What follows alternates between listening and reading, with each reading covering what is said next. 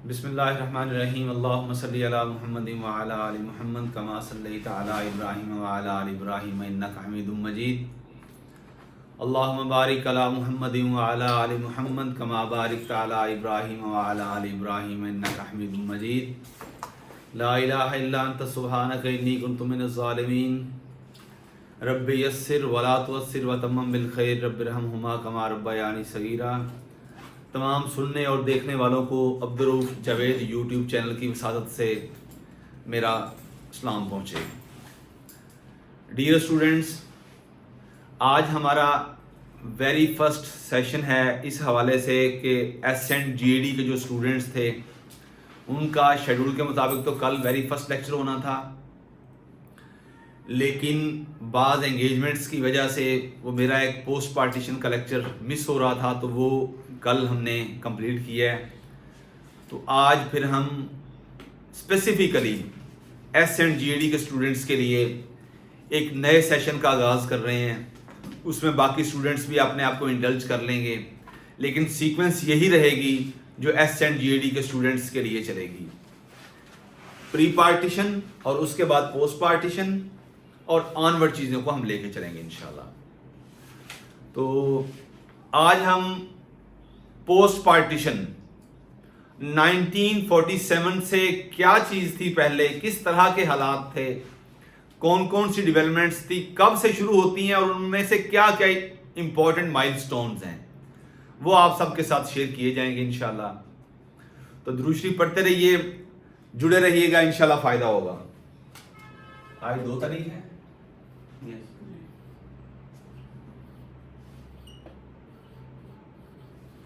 और आज फ्राइडे है।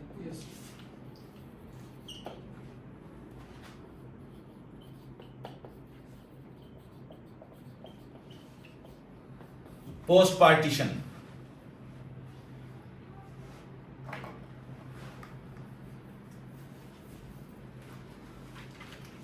अभी आप पोस्ट पार्टीशन और प्री पार्टीशन के चक्कर में ना पड़िए।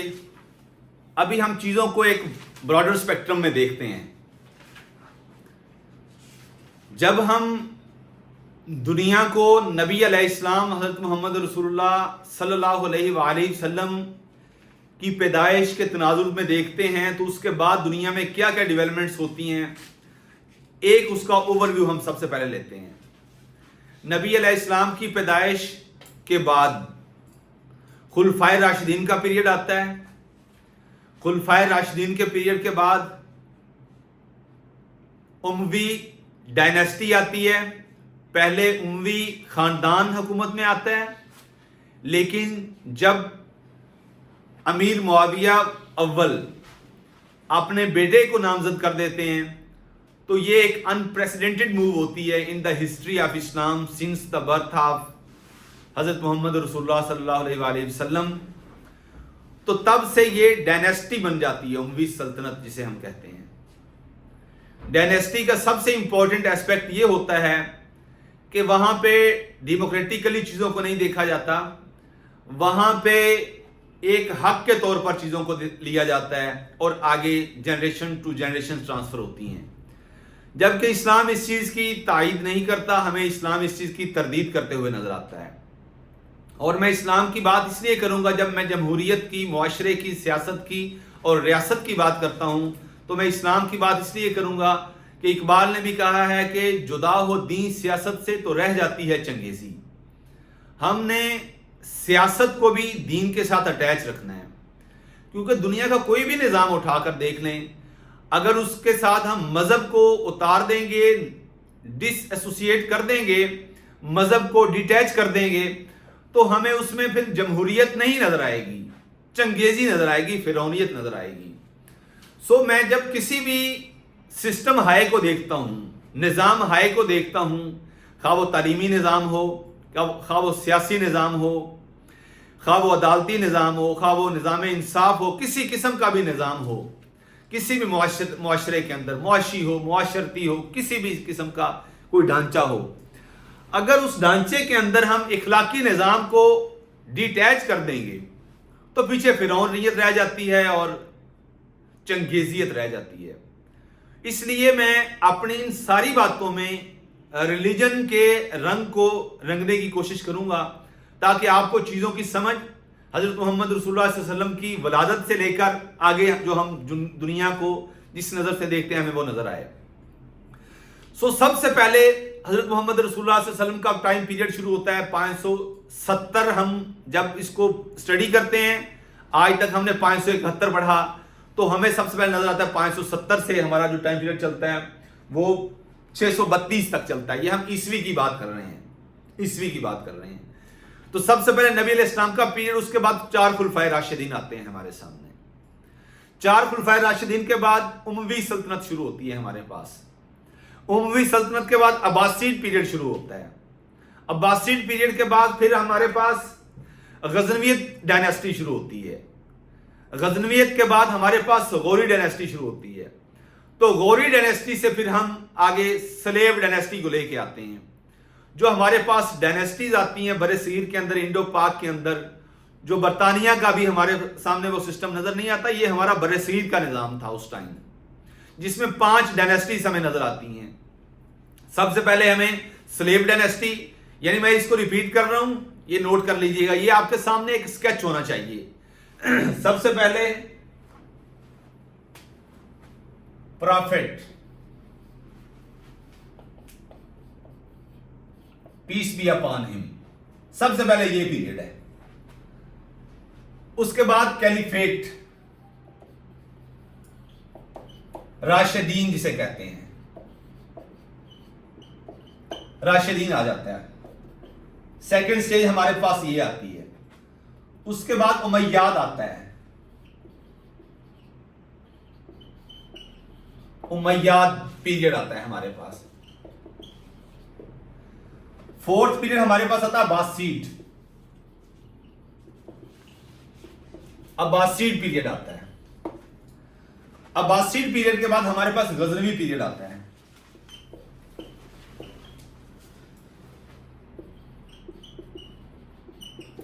गजनवी पीरियड,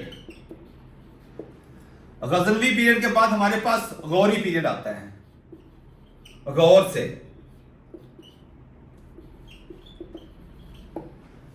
गौरी पीरियड आता है हमारे पास। उसके बाद हम पहुंच जाते हैं बड़े सगीर के अंदर। ये चलते चलते, अरब से चलते चलते सारी चीजें आगे, अफ्रीका, स्पेन, पुर्तगाल, उसके बाद शाम, मिस्र, सीरिया, मिस्र, दमिश्क, और दमिश्क से होते हुए ईरान, खरासान, और खरासान से हम होते हुए अफगानिस्तान, और अफगानिस्तान से हम हिंदुस्तान की तरफ रुख करते हैं। ये हमारा जो पीरियड अभी चल रहा है, यहां से होते हुए फिर ये सेंट्रल एशियन रिपब्लिक्स, खरासान, ईरान के सारे एरियाज आते हैं। उसके अलावा फिर आगे अफगानिस्तान का एरिया आ जाता है। जब यहां तक पहुंचते हैं, अफगानिस्तान के बाद फिर बर्रे सगीर के अंदर हमारा टाइम वो शुरू होता है। ये 7th हमारी जो स्टेज आती है गौरी के बाद, वो आती है स्लेव डायनेस्टी आती है। सबसे पहले स्लेव डायनेस्टी बोलते हैं, डायनेस्टी। स्लेव के बाद निष्कर्ष दूसरी कौन सी है? खिलजी। 8th नंबर पे खिलजी। खिलजी डायनेस्टी आ जाती है हमारे पास। उसके बाद तुगलक, तुगलक डायनेस्टी आ जाती है। ये हमारे पास 9 पीरियड आ जाते हैं। तुगलक के बाद हमारे पास SKT जी, SL, X, सादात, सादात और सैयद, सैयद डायनेस्टी ये आ जाती है। और उसके बाद लोधी, लोधी डायनेस्टी आ जाती है हमारे पास। लोधी डायनेस्टी के बाद द ग्रेट मुगल्स आ जाते हैं। ग्रेट मुगल्स, इब्राहिम लोधी को शिकस्त होती है जहीरुद्दीन बाबर से, तो द ग्रेट मुगल्स, बल्कि इसको मुगलिया पीरियड कहेंगे। फिर आगे हम मुगलिया पीरियड को डिवाइड कर लेते हैं। मुगलिया डायनेस्टी, ये हमारे पास चलती है और फिर अल्टीमेटली 1857, पहले 1757 जंग प्लासी, उसके बाद 1857 जंग आजादी, और उसके बाद 1947। ये हमने यहां तक पहुंचना है इंशाअल्लाह। ये आपके पास एक जनरल स्केच होना चाहिए। अब इसमें मैंने एक बहुत बड़ा पीरियड मिस किया है, लेकिन वो इस सिनेरियो में नहीं आएगा। वो बेसिकली अब्बासीड पीरियड बनता है। अब्बासीड जी, कौन सा, किधर है? उमैयाद, ठीक है, हाँ सॉरी, लेकिन उसको इसमें डिस्कस नहीं करेंगे ना जी। ये 750 से 1258 तक जो चलता है ना। सो ये आपके पास स्केच एक होना चाहिए, जनरल इसको पिक्चर है, जनरल व्यू है इसका। अब हम चलते हैं, इसको 1 बाय 1 लेके चलते हैं। हर चीज में, हर एक लाइन में, हर एक सेंटेंस पे आपके लिए ऑब्जेक्टिव है। इसको किसी भी सूरत में इग्नोर मत कीजिएगा। मैं रिपीट करवा दिया था सारा कि नहीं करवाया था? चले 1 बाय 1 चले साथ। बेसिकली जब हम क्रोनोलॉजिकली, वर्ड यूज होता है क्रोनोलॉजिकली,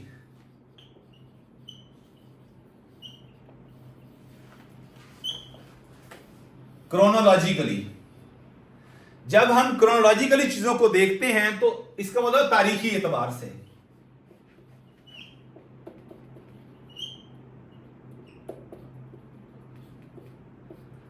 तारीखी एतबार से जब हम चीजों को देखते हैं तो हमारे सामने एक पूरा व्यू आ जाता है ब्रॉड स्पेक्ट्रम में कि अच्छा ये कहानी यहां से शुरू होती है, उसके बाद ये डेवलपमेंट्स होती हैं। इन डेवलपमेंट्स के बाद फिर हम 1947 में पहुंचते हैं और 1947 से फिर हम 2024 में पहुंचते हैं।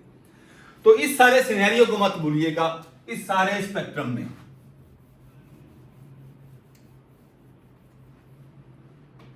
सबसे पहले जी बर्थ होती है प्रॉफिट की, birth of prophet, peace be upon him. ये जी 570 से 632 तक। इसको हम डिटेल में इस्लामियत में पढ़ेंगे। इस सारे पीरियड्स में किस तरह की डेवलपमेंट्स होती रही। वो हमारा जो पीरियड शुरू होता है मोहम्मद बिन कासिम 712 से शुरू होता है, तो हम उसको थोड़ा सा पीछे ले जाएंगे जहां से उमवी सल्तनत का आगाज होता है। उमवी सल्तनत का आगाज होता है, बात वहीं से शुरू करेंगे। एक उसको नहीं पंखा चलना है। उमवी सल्तनत का आगाज होता है। डिटेल में हम चीजों को यहां से देखते हैं, लेकिन उमवी सल्तनत क्या है ये स्टूडेंट्स को पता होना चाहिए, ताकि मैं डायरेक्ट हिट कर दूं उमवी डायनेस्टी क्या है, कहां शुरू होती है, तो वो उलझन पैदा होती है। ये बेसिकली, ये जो मैं थोड़ा सा पीछे जा रहा हूं इसलिए कि आपको उमवी सल्तनत का पता चल जाए।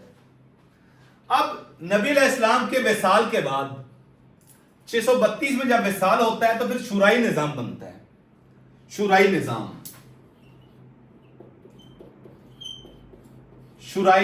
जो नबी अलैहिस्सलाम ने अपनी बातों से, अपने अफाल से, अपने कंडक्ट से जो हमें बताया, तो वो शुराई निजाम रखा गया।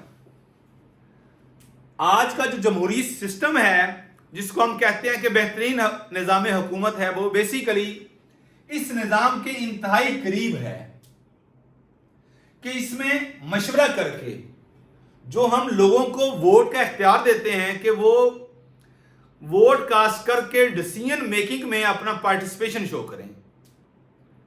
बेसिकली वो एक उनसे मशवरा किया जा रहा होता है। वो उसके एक जनरल इज्तिमाई सतह पर मशवरा करने की ही एक शक्ल है। तो इस्लाम ने, नबी अलैहिस्सलाम ने जो हमें निजाम दिया वो शुराई निजाम था। इसलिए हमारी पार्लियामेंट का नाम भी क्या है? मजलिस शुरा। ये ऑब्जेक्टिव आपको आती है कि आपकी पार्लियामेंट का नाम क्या, पार्लियामेंट के नाम आएंगे। सो ये जो शुराई निजाम दिया गया उसके मुताबिक जो सबसे फर्स्ट कैलिफ बनता है, पहला खलीफा, हजरत अबू बकर सदीक बनते हैं। अबू बकर रजी अल्लाह ताला अन्हु सबसे पहले ये बनते हैं। ये कितने टाइम रहते हैं?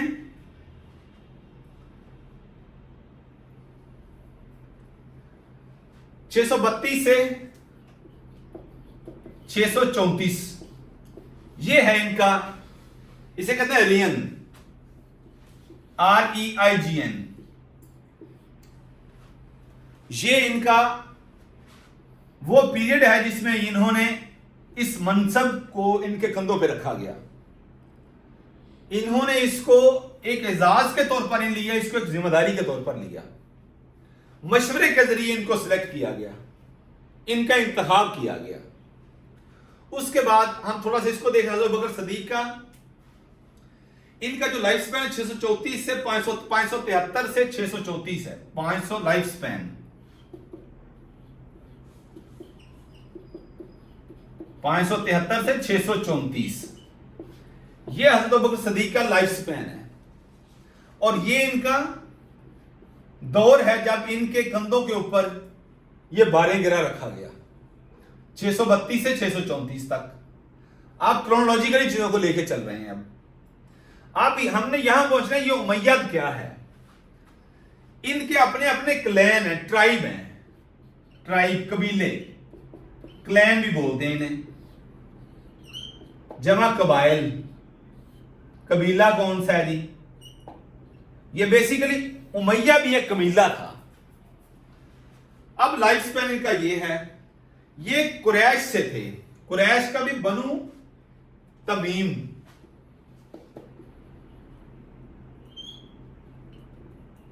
कुरैश का ये इनका ट्राइब था। ये हज़रत अबू बकर सदीक का आ गया। अब हज़रत अबू बकर सदीक की डेथ के बाद सेकंड जो कैलिफ हमारे सामने आते हैं वो हज़रत उमर रजी अल्लाह ताला अन्हु है। हज़रत उमर रजी अल्लाह ताला अन्हु, उमर बिन खत्ताब इन्हें कहते हैं। 582 से 644, ये देखिए इनका 573 है, ये 582 है, ये आपको याद होनी चाहिए। 582 से 644 ये इनका लाइफ स्पैन है। लाइफ स्पैन से मुराद इनका दुरानिया हयात, जिंदगी का दुरानिया। और जो रेन है इनका REIGN, वो कौन सा है?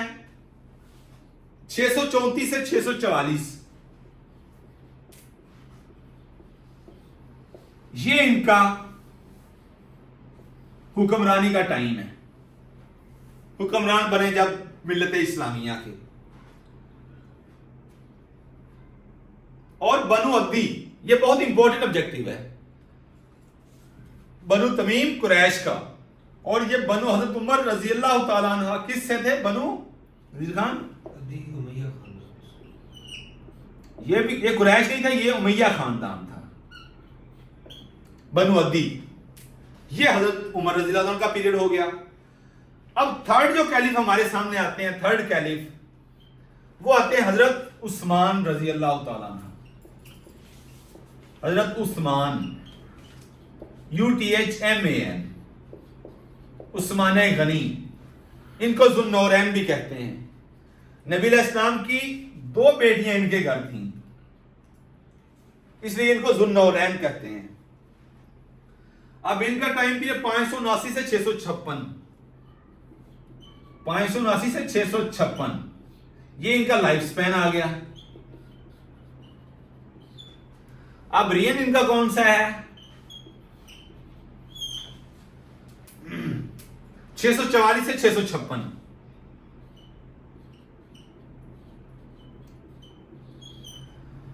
ये ऑब्जेक्टिव आती है अक्सर कि जो लॉन्गेस्ट पीरियड है खुलफाए राशिदीन में से किसका है? नजीर खान, हजरत उस्मान रजी अल्लाह ताला अन्हु का लॉन्गेस्ट पीरियड है।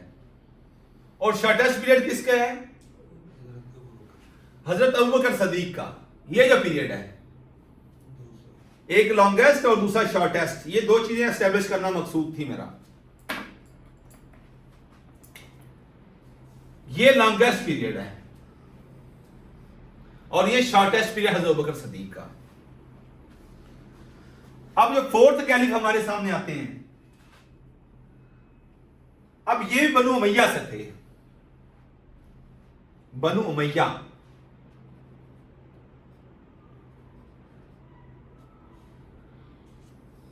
अब आगे जो बात चलेगी वो यहां से चलेगी। जो इस्लाम के अंदर तफावत पैदा होता है, जो दरारें पड़ती हैं इस सिस्टम में, कि जी हजरत उस्मान रज़ी अल्लाह ताला अन्हु ने, ये उनके ऊपर एक इल्जाम आता है कि बड़े बड़े सरकारी ओहदों पर उन्होंने उम्वी खानदान के लोगों को बिठाया, और अमीर मुआविया जो है वो भी इसी खानदान से थे, उम्वी खानदान से थे। ये उनके ऊपर एक इल्जाम आता है, जिसकी वजह से आगे लड़ाइयां भी होती हैं, रखने भी पड़ते हैं। अब आगे आ जाता है हजरत अली रज़ी अल्लाह ताला अन्हु का पीरियड। फोर्थ जो हमारे सामने कैलिफ आते हैं, हजरत अली रज़ी अल्लाह ताला अन्हु।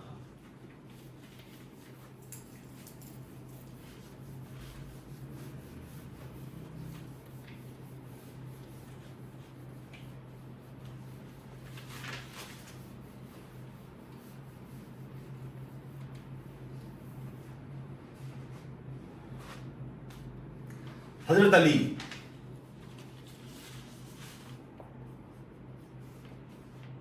रज़ी अल्लाह ताला का पीरियड। सबसे पहले लाइफ स्पैन देखें, फोर्थ कैलिफ है ये। कौन से? Fourth caliph.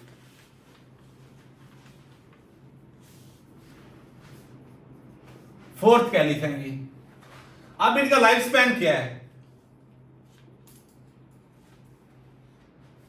600 से 661 ईस्वी, ये इनका लाइफ स्पैन है। रियन कौन सा है इनका? 656 से 661। अब ये जो पीरियड है, ये बड़ी शोरशों का पीरियड है। यहां पे लड़ाइयां शुरू हो जाती हैं। वो जो यूनिटी थी नबी अलैहि इस्लाम के दौर में या हज़रत बकर सिद्दीक के दौर में, वो अब यूनिटी नहीं नजर आती। यहां पे बड़े मसाइल जन्म लेते हैं, फितने उठते हैं। हजरत अली और हजरत आयशा की जंग होती है। फिर हजरत अमीर मुआविया और हजरत अली की जंग होती है, जिनको हम जंग जमल और जंग सफीन के नाम से याद रखते हैं। वो आगे डिस्कस करेंगे हम। अब इनका यह है बनु हाशिम से। बनु हाशिम से इनका जो ट्राइब या क्लैन है वो कौन सा है? बनु हाशिम है। बनु हाशिम, ये इनका ट्राइब है। अब ये बनु हाशिम है और हज़रत उस्मान का बनु उमैया था। तो यहां पे हमें एक तसल नजर आती है कि बनु हाशिम नबी अलैहि सलाम का भी जो था वो हाशमी कबीला था।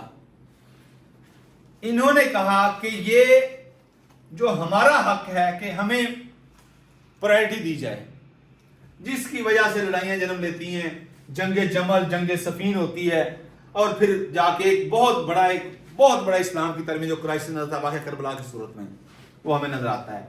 वो भी इसी का शाफसाना है। तो ये जो कबाइल हैं, इन्हीं से फिर आगे कैलिफ उमैयाद कैलिफ का जो है ना वो वजूद में आती है, हमें नजर आती है। उमैयाद कैलिफ कहते हैं उसे। तो अब इनके बाद यानी हज़रत अली रज़ी अल्लाह ताला अन्हु के बाद अमीर मुआविया का पीरियड शुरू होता है। इसे कहते हैं मुआविया वन, मुआविया अव्वल। ये यहां से हमें उमवी सल्तनत का आगाज होता नजर आता है। ये आप समझ आ गई कि ये मुआविया से उमवी, ये उनका ट्राइब था।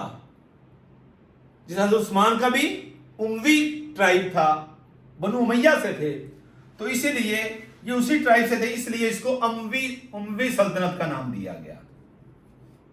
उमवी सल्तनत।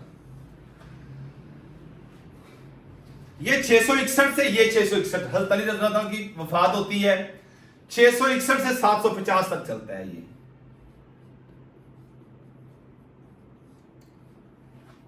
अब यहां तक हमें जो इस्लाम का मरकज नजर आता है वो मक्का और मदीना नजर आते हैं। मदीना ज्यादा हमें नजर आता है। जब हम उमवी सल्तनत में पहुंचते हैं तो फिर हमें शाम, सीरिया, दमिश्क, ये शहर हमें और ये मुल्क हमें छाया हुआ नजर आता है। बेसिकली हजरत उस्मान रजी अल्लाह तआला अन्हु ने अमीर मुआविया को गवर्नर बना के भेजा था यहां पे,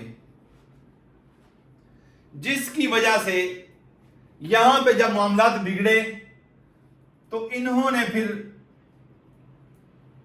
खासकर जब अपने बेटे को नामजद किया अपनी जिंदगी में, यजीद अव्वल को, तो फिर ये एक अनप्रेसिडेंटेड मूव था इस्लाम की तारीख में। तो मामला ज्यादा बिगड़े और ये सारे कबाइल के दरमियान ये लड़ाइयां शुरू हुई। तो उसमें जो इंपॉर्टेंट ऑब्जेक्टिव है कि ये जो इसका हेडक्वार्टर है मदीना से फिर हमें शाम नजर आता है, दमिश्क नजर आता है। गो हजरत अली के दौर में भी ये इराक,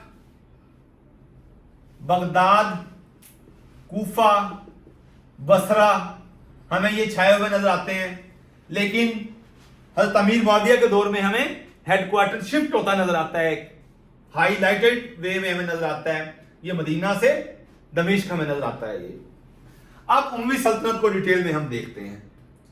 ये है उमवी सल्तनत की वजह तस्मिया जो मैंने आपसे शेयर की है।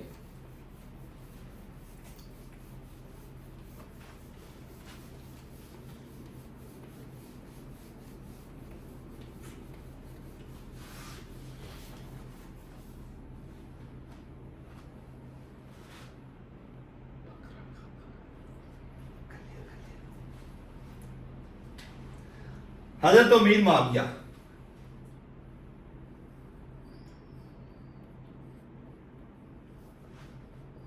इनको मुआविया अव्वल कहते हैं। मुआविया अव्वल 605 से 680 लाइफ स्पैन की मैं जब बात करता हूं, 605 से 680, 605 में पैदा होते हैं और 680 में इनकी डेथ हो जाती है। मक्का में 605 में पैदा होते हैं, मक्का में हजरत अमीर मुआविया, ये उमवी सल्तनत के ये बानी है, फाउंडर ऑफ उमैयाद डायनेस्टी, उमैयाद डायनेस्टी ने कहते हैं, फाउंडर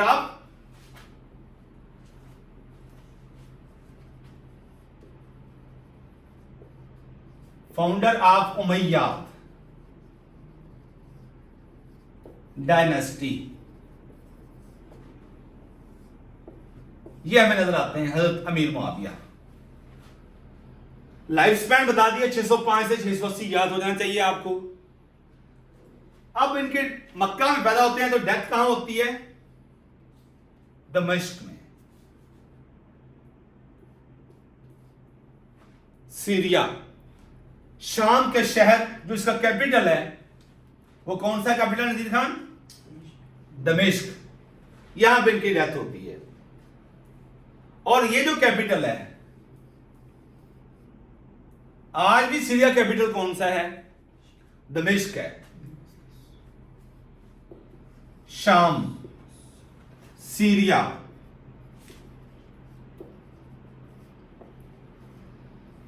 अब यहां पे एक बड़ी इंपॉर्टेंट ऑब्जेक्टिव बनती है। ये जो कैपिटल है ये दुनिया का ओल्डेस्ट कैपिटल है, oldest capital city of the world, oldest capital city of the world है ये।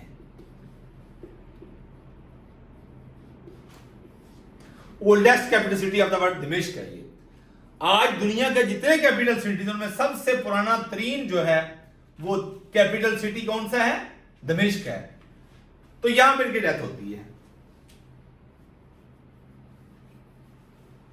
अब दमिश्क का जो है सदर कौन है? बशारुल असद, जी सीरिया का, यानी बशारुल असद। कब से है नजीर खान? 2000 से है ये हाफिज अल असद का बेटा है ये। किसका? ये 2000 से है। और इसके बाप का नाम क्या था? हाफिज अल असद। हाफिज अल असद, ये इसका बाप है बशार अल असद का। और ये कब से है? 1971 से 2000 तक रहा ये प्रेसिडेंट। ये है डायनेस्टी, बाप से बेटा, बेटे से बेटा, बेटे से बेटा, आगे इस तरह चलता रहता है। हाफिजुल असद ये कब से कब तक सदर रहा? 1971 से 2000 तक। और उसके बाद इसका बेटा बन गया, वो 2000 से है। ये 19वां प्रेसिडेंट है, 19th प्रेसिडेंट है, 19वां प्रेसिडेंट है ये।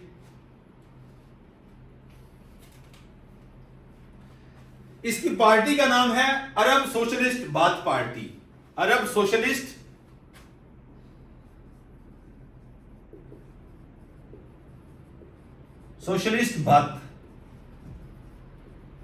बाथ पार्टी, बाथ, ये इसकी पार्टी है, ये ऑब्जेक्टिव आ जाती है। बशार अल असद की पार्टी का नाम है ये।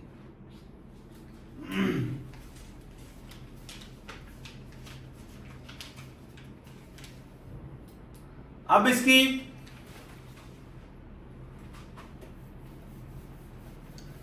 सीरिया बड़ा इंपॉर्टेंट कंट्री है, हमेशा हाईलाइट रहा है। अरब दुनिया के अंदर इसका अपना मुकाम है। एक तो इस वजह से कि यहां पे उमवी सल्तनत की बुनियाद रखी गई, दूसरा बड़ा तारीखी मुकामात है हमारे यहां पे। अब इसका वाइस प्रेसिडेंट, जिसने कौन है इसकी वाइस प्रेसिडेंट? एक खातून है और फर्स्ट अरब वीमेन है, फर्स्ट अरब वीमेन प्रेसिडेंट, वाइस प्रेसिडेंट बनी। उसका नाम है नजाल अतर, NAJAH, अल अतर।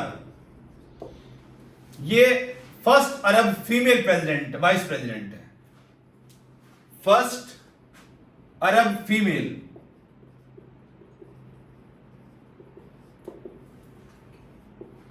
फीमेल प्रेसिडेंट है ये,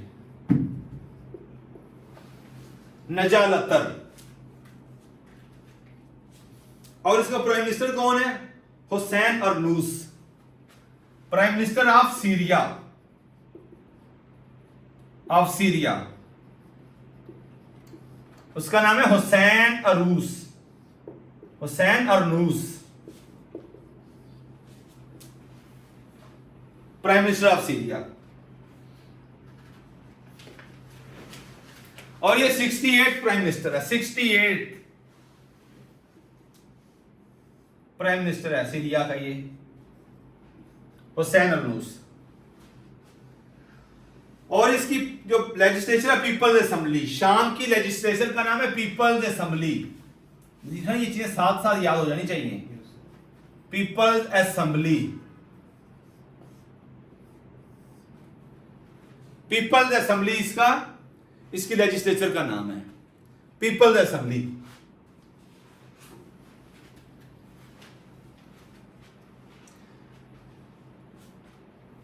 ये मैंने बता दिया कि ये ओल्डेस्ट कैपिटल है इसका, oldest capital of the world, oldest capital of the world, इससे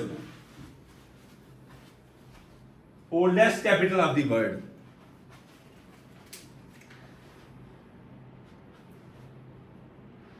ये 661 से 750 तक कैपिटल रहा है ये। उमैयाद कैलिफ का ये 661 से 750 तक ये रहा है, ये कैपिटल 661 से 750 तक ये कैपिटल रहा है आपका, ये दमिश्क है। 661 750 तक कैपिटल रहा है। और ये दुनिया का ओल्डेस्ट तरीन कैपिटल सिटी है, ये याद रखिएगा, ओल्डेस्ट तरीन कैपिटल सिटी है ये।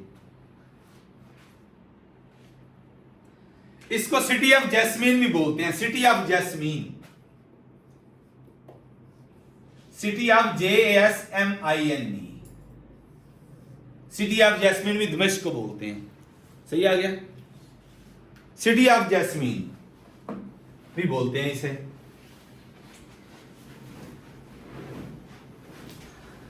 अब अब्बासी जब इक़्तिदार में आते हैं 750 तक उमवी सल्तनत चलती है, 661 से 750 तक।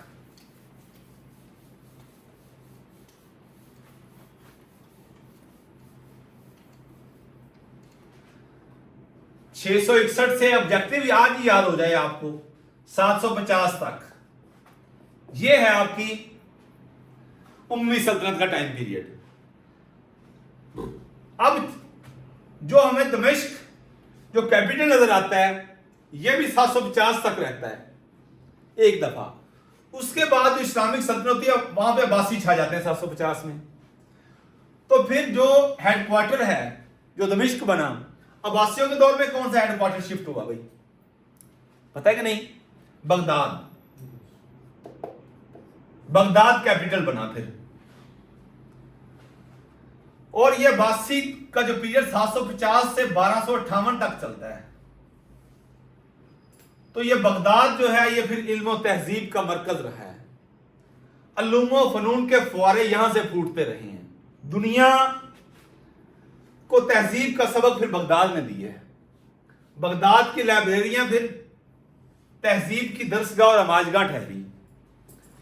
हलाकू खान ने जब 1258 में बगदाद को तबाह किया तो जो ग्रुप ऑफ सेंट्स था, जो सूफिया का ग्रुप था, वो बगदाद की फुटपाथ पे बैठकर उनको बद्दुआ देता था बस, कि जिसने बगदाद की बस्ती आबादियों को, जिसने बगदाद की रोशन लाइब्रेरियों को तबाह किया है, वो बर्बाद हो जाए। किसी ने जब हलाकू खान को कहा कि आपके बारे में एक ग्रुप बैठा है जो उनके बड़े मोतबर लोग हैं, जो उनके स्कॉलर, मजहबी किस्म के स्कॉलर्स हैं, वो आपको बद्दुआएं दे रहे हैं क्योंकि हमने तलवार से बगावत कर दी थी, तलवार को जंग लग गया था उस टाइम। मुसलमान उस टाइम अल्लूम व फनून में पड़ गए थे। शराब नोशी, जना, शबाब, कबाब, शराब, यही सारा कुछ इनका बोरिया बिस्तर था। इस्लाम ने जो सबक सिखाया है भूल गए थे। हलाकू खान के सामने जब पेश किया गया उस ग्रुप ऑफ पर्सन्स को, तो उन्होंने पूछा कि हलाकू के बारे में आपका क्या राय है। उन्होंने कहा कि हलाकू खान ने बगदाद की आबाद बस्तियों को तबाह किया, रोशन लाइब्रेरियों को ख़त्म किया, तो खुदा का कहर नाज़िल हो उस पर। हलाकू मुस्कुराया और उसने कहा, जाओ मैं तुम्हें मुर्दों के शहर में जिंदा रहने की सजा देता हूं। हलाकू खान ने कहा और उनको छोड़ दिया था। तो ये थी हमारी वो, जब हमने इस्लाम की तालीमात को, रिवायात को छोड़ा, तो अल्टीमेटली फिर शिकस्त, नामुरादी और बदनसीबी हमारा मुकद्दर ठहरी। तो इसमें यही लेसन है कि इस्लाम की तालीमात को कभी भी पसे पुश्त नहीं डालना चाहिए। तो यह वासित पीरियड जो चलता है 750 से 1258 तक, और 1258 तक ये तो दौरानी है, इसने दुनिया को तहजीब और तमद्दन का दर्स दिया है। उस टाइम जब आप यूरोप की तारीख को देखते हैं तो उस तारीख को हम कहते हैं डार्क एजेस। कंपैरेटिव एनालिसिस बात का ना आपको चीजों को बड़ा ना खुल के दिखाता है। यानी ये वो दौर है उस टाइम जब दुनिया को अल्लूम व फनून का दर्स कहां से मिल रहा है? बगदाद से, कूफा से, बसरा से, बुखारा से, काशगर से, खरासान से मुसलमान दर्स दे रहे हैं। वो है ना, कभी घबरा के चलती थी शिकावत की हवा तुमसे, लिया करते थे सब बहले जहां दरसे वफा तुमसे। यानी दुनिया को दरसे वफा कौन सिखाता था? मुसलमान दिखाते थे। और इल्मो हरब, लड़ाई के तरीके, सिपा सलारी के तरीके कौन सिखाता था? मुसलमान सिखाते थे। और आज वाशिंगटन डीसी में, न्यूयॉर्क में, बर्तानिया में जाके कोर्सेज होते हैं। एक हमारा जर्नल गुजरा है, जब उसका सिलेक्शन के लिए उसका नाम आया कि आपको अमेरिका भेज रहे हैं फलां ट्रेनिंग के लिए, तो उसने कहा कि मेरे मजहब ने मुझे सिखाया कि फन सिपागरी क्या है, फन हरब और फन सिपागरी क्या है। वो नहीं गया था, फिर उसको चीफ ऑफ आर्मी स्टाफ नहीं बनने दिया था। It's very unfortunate. बहरहाल जब हम यूरोप को देखते हैं तो यूरोप हमें डार्क एजेस, वहां पे अंधेरे नजर आते हैं। उनको यह नहीं पता इवन 1452 में जब स्पेन के अंदर थोड़ी थोड़ी रोशनी नजर आती है हमें, जब स्पेन के अंदर हमारा एक हीरो अब्दुर्रहमान दाखिल के नाम से जाता है, वहां पे स्पेन में अपनी सल्तनत कायम करता है 14वीं सदी में, तो वहां पे वो लिखता है कि इन लोगों को नहाने का कॉन्सेप्ट नहीं है, गुसल खाने का कॉन्सेप्ट नहीं है, उनको अपना गुसल लेने का कॉन्सेप्ट नहीं है 14वीं सदी तक।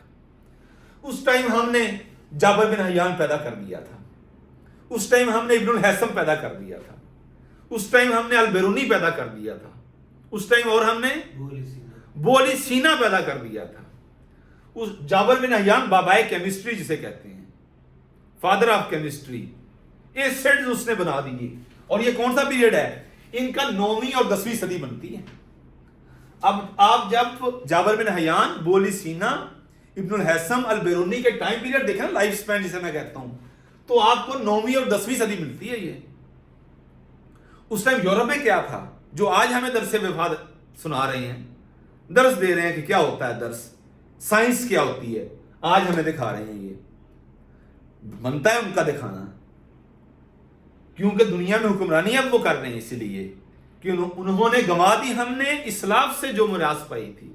अल्लामा इकबाल जब यूरोप में गया ना, तो चकाचौंध उसकी रोशनियां देखी यूरोप में, लेकिन वहां पे उन्होंने देखा कि इस्लाम की जो तालीमात है उनकी ट्रू सेंस में जो इंप्लीमेंटेशन है वो यूरोप में नजर आती है।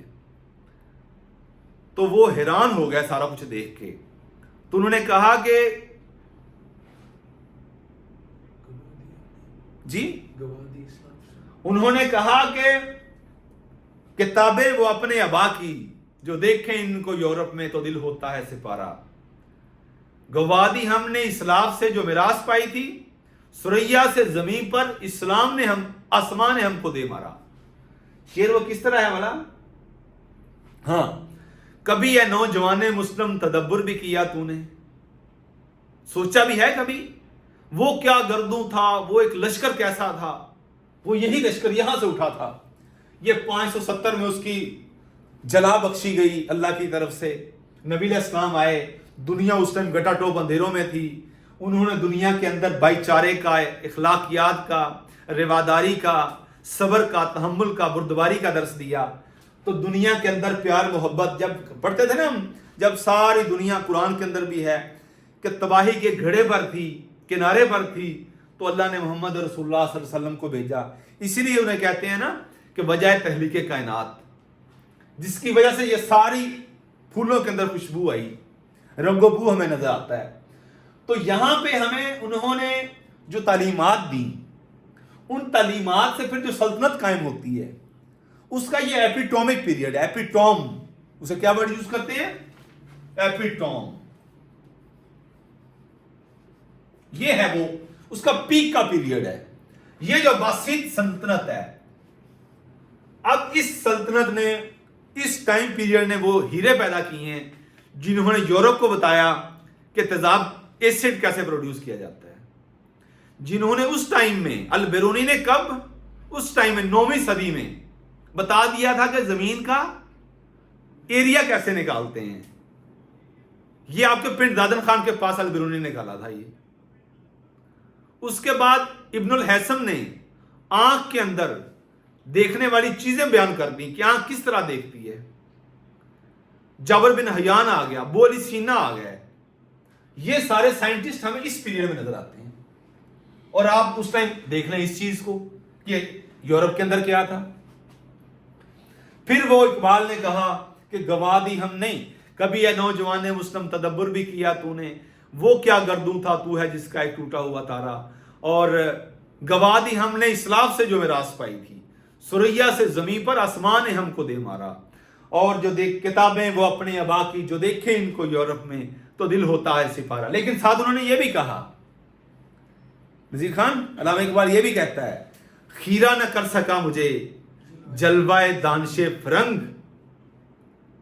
सुरमा है मेरी आंख का खाके मदीना नजफ। कि मेरी आंख का सुरमा असल में क्या है? खाके मदीना नजफ।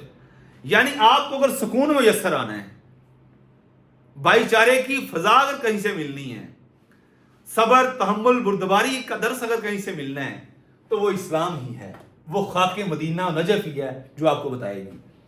मैं अक्सर देखता हूं जब लोगों से पूछते हैं कि दुनिया के अंदर बेचैनी, बदअमानी की बुनियादी वजह क्या है, तो वो अपनी अंडरस्टैंडिंग के मुताबिक कहते हैं, अपनी बसीरत के मुताबिक, कि इसमें इलिटरेसी है, नाखानगी है। तो मैंने कहा अच्छा, जब इस पर्सपेक्टिव में चीज़ों को देखता हूं तो फिर मैं दुनिया की जो दो बड़ी जंगें हुई हैं, वर्ल्ड वार 1 और वर्ल्ड वार 2, इनको देखता हूं कि इनके जो मुहर्रिक ममालिक थे वो कौन से थे। मुझे बरतानिया, अमेरिका, फ्रांस, जर्मनी, इटली नजर आते हैं, रूस नजर आता है, बरतानिया नजर आता है। तो फिर मैं इनका तलीमी निज़ाम उस टाइम देखता हूं, वो पीक पे था। मैंने कहा ये मुल्क तो तलीमी एतबार से बड़ा आगे थे। अगर जहालत ही दुनिया के अंदर बेचैनी, बदअमानी की फजा पैदा करती है, तो फिर वहां तो तालीम बड़ी आम थी, सिविक सेंस थी लोगों के अंदर। क्यों लड़ाइयां हुई, क्यों कत्लो गारत हुई, क्यों मामला इस नहज तक पहुंच गया कि 6 अगस्त और 9 अगस्त को हिरोशिमा और नागासाकी पर 1945 में बम गिराए गए? क्या ऐसा हो गया था? तो फिर समझ आता है कि अगर इस्लाम के अखलाकी निज़ाम को किसी भी तालीमी निज़ाम के साथ अटैच कर दें तो आपको अमन, भाईचारे की फिजा नजर आएगी। जब इसको हटा दिया जाएगा तो फिर नफ्स परस्ती, खुदगर्जी, उसके अलावा आपको जागीरदाराना सोच, और उसके अलावा आपको बदअमानी, बेचैनी, अफरा तफरी नजर आएगी। इस्लाम ही वो निज़ाम है जो आपको सुकून देता है। बात ज्यादा आगे निकल गई। तो 750 में दमिश्क से कहां पे आता है? कैपिटल बगदाद में आता है। अब हम बात करते हैं दमिश्क की। अमीर मुआविया, जिसको मुआविया अव्वल कहते हैं, ये अभी इसका दमिश्क चल रहा है। अब इसके दौर में सबसे पहले बहरी बेड़ा बनाया इन्होंने। सबसे पहले बहरी बेड़ा अमीर मुआविया ने बनाया था। समंदरी सफर पे निकलना, और किसके लिए? जिहाद के लिए निकलना। किस दौर में शुरू हुआ? हज़रत अमीर मुआविया के दौर में शुरू हुआ। इसके अलावा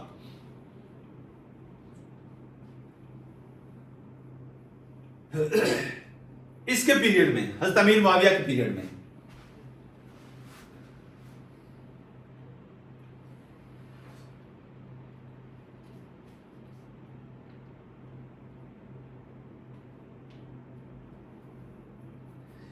इसके जो बाप है ना मुआविया अव्वल, उसका नाम क्या है? अबू सफियान।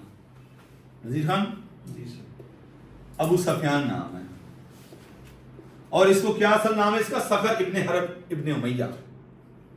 सखर इब्ने हरब इब्ने उमैया, ये पूरा नाम है। जिसमें मैं आपसे एक्सपेक्ट करता हूं कि आपको ये ज़बानी याद था, हो जाना चाहिए आपको। यूनिकनेस ऐसे नहीं पैदा होगी।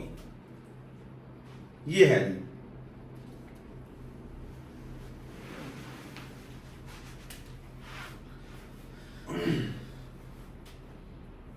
ये उहद में, जंगे उहद,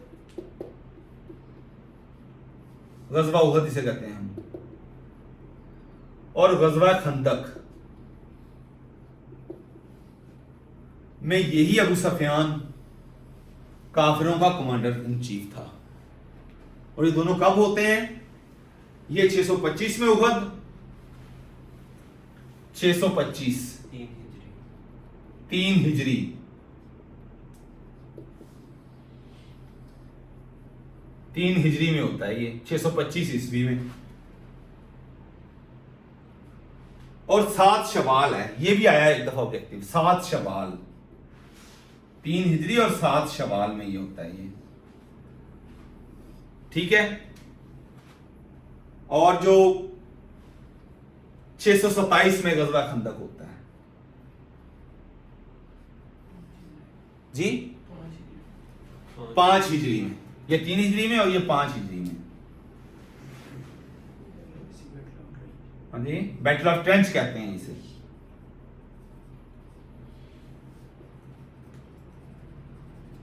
बैटल ऑफ ट्रेंच इसे कहते हैं।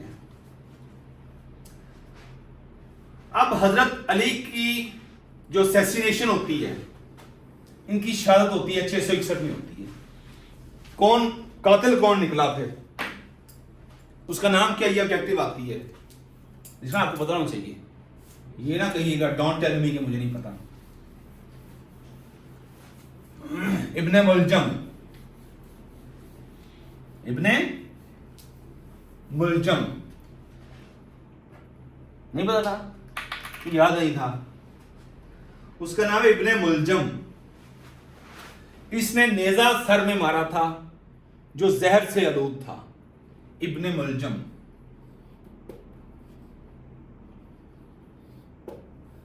ये हजरत अली का कातिल है, हजरत अली रज़ी अल्लाह अन्हु का। 661 हिजरी में, कब? 661 ईस्वी में इब्ने मुलजम कूफा के अंदर, मस्जिद of Kufa, mosque of Kufa के अंदर।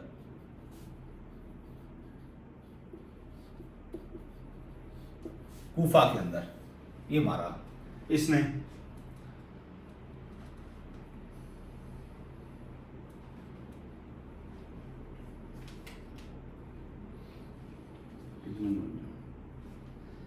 अब हज़रत अमीर मुआविया की जब बात करते हैं तो इसको अपॉइंट किसने कहा था नजीर खान? हजरत डिप्टी कमांडर हजरत अबू बकर सदीक ने किया था। हजरत अबू बकर सदीक ने इसको किया था। डिप्टी कमांडर थे, जो लश्कर भेजा था शाम की तरफ तो उसका डिप्टी कमांडर बनाया था हजरत अमीर मुआविया को, हजरत अबू बकर सदीक ने।